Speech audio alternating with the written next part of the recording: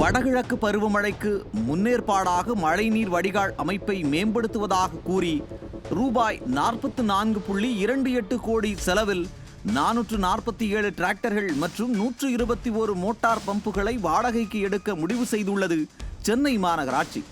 என்ன சார் சொல்றீங்க? 4000 கோடி 5000 கோடி என செலவு செய்து வடிகால்வாய் அமைத்தார்களே, அதெல்லாம் வீணா என மக்கள் யோசிக்கலாம். வீணாகவில்லை. கிடைக்க வேண்டிய கமிஷன் கிடைக்க வேண்டியவர்களுக்கு கிடைத்து விட்டது. பணிகள் பல இடங்களில் கிடப்பில் போடப்பட்டுள்ளது. அதனால்தான் இப்போது மோட்டார் பம்புகளை தயார் செய்கிறார்கள். சரி போகுது, மக்கள் நலனில் அக்கறை கொண்டு மோட்டார் பம்பாவது ரெடி பண்றாங்களே, சந்தோஷம் என சென்னை வாசிகள் நினைக்கலாம். அங்குதான் விவரமறிந்த பலர் சந்தேகங்களை கிளப்புகின்றனர். பெரிய திட்டம், அதாவது 4000 கோடி திட்டம் மூலம் பெரிய முதலைகள் ஊழல் செய்து விட்டார்கள். கடைக்கோடியில் இருக்கும் திமுக நிர்வாகிகள் எப்படி சம்பாதிப்பது?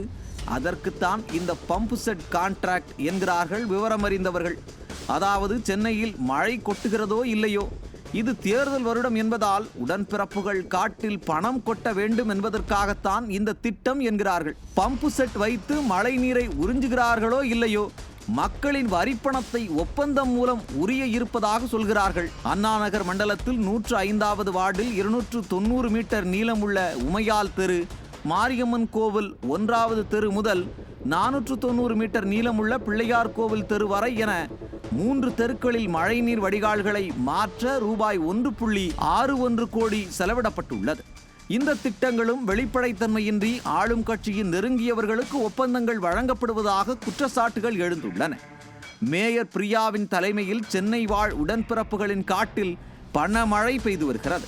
அப்படியென்றால் மக்களுக்கு மழை வந்தால் வெள்ளம் வரும், வெள்ளம் வந்தால் இந்த பாட்டை பாடிட்டு தலையில அடிச்சுக்க வேண்டியதான். ஸ்டாலின் தான் வந்தாரு, நீச்சல் அடிக்க விட்டாருன்னு விட்டு வச்சுக்கிறாரு. ஸ்டாலின் தான் வந்தாரு, நீச்சல் அடிக்க விட்டாருன்னு விட்டு வச்சுக்கிறாரு.